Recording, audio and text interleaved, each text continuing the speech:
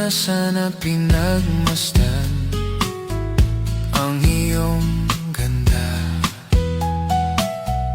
at hindi na rin pinansin pa bawat ngiti mong may gayuma.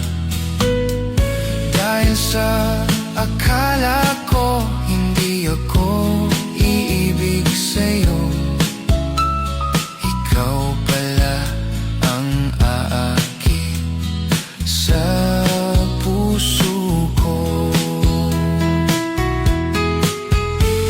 Ano ang gagawin sa utos ng damdamin?